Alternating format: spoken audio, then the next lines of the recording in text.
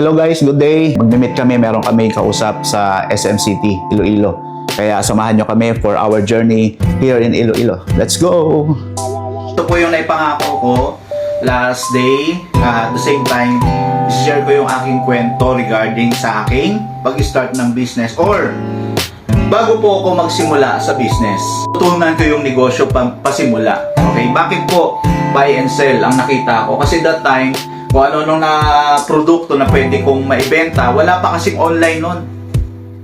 Siguro kung alam niya, mga Friendster pa lang nun, mga Viper, ano. Pero natutunan ko na kasi at that age, elementary pa lang po ako, madiskarte na ako. Okay, gumagawa ako ng paraan para meron ako may pambaon. Kung meron man ako may pambaon, hindi ko yung gastusin. May uwi ko yun, may ipon ko ulit, may alkansya kasi ako. So, natutunan ko magbenta ng kung ano-ano, na hanggang nadala ko yon na tuloy-tuloy, naisip ko na gawin siya kasi malaki po ang kita. So, ibig sabihin, yan ang nakapagtulak sa akin na gumawa ng negosyo. Kasi, sa high school grad, nakagaya ko, mahirap pong makapaghanap ng trabaho. Ang iniisip ko, para alam po ninyo, high school grad ako, pero nung iniisip ko anong trabaho magagawa ko, mag-abroad na lang. Ayan. Mag-abroad na lang, maraming mga tao na pumupunta abroad dahil mas malaki daw kita ron. Pero never po ako nakapag-abroad that time kasi marami ring requirements, malaki. So, ibig sabihin, no choice talaga ako. At my age, hanap ako ng pwedeng maging trabaho, pero lagi akong bagsak sa health. Kasi that time, payat po ako. Kung makikita niyo yung picture ko mamaya, sasabihin nyo na talaga bang ikaw yan?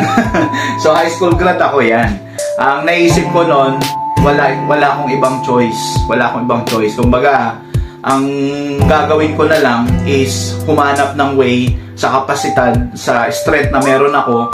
Kaya yun po yung buy and sell na natutunan ko.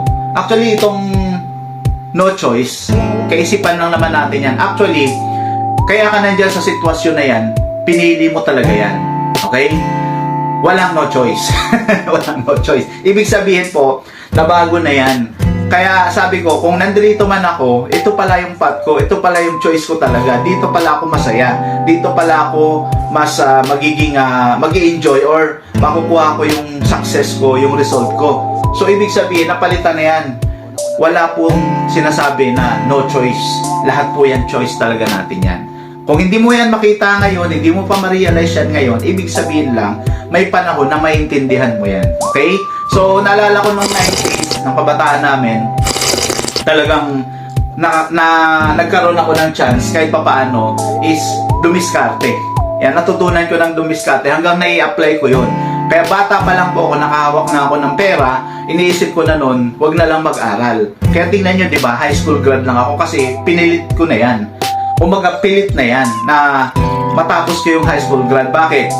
Kasi sa parents ko, sa nanay ko, kasi gusto nila makapag-aral ako, makatapos ako, kasi yun ang dream nila or pangarap nila. So, tinapos ko na lang. Pero, umiyak kasi sila nung time na sinabi ko ayoko na mag-aral. Siguro mga second year high school ako, naalala ko yun.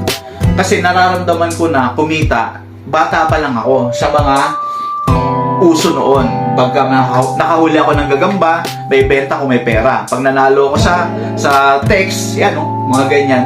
No? Uso yan noon.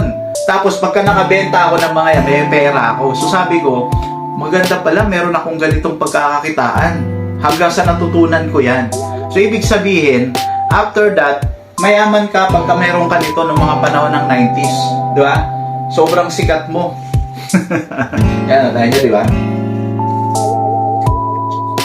Siguro yung mga batang 90s, makikita nyo, maalala nyo to. Shoutout sa inyo mga batang 90s.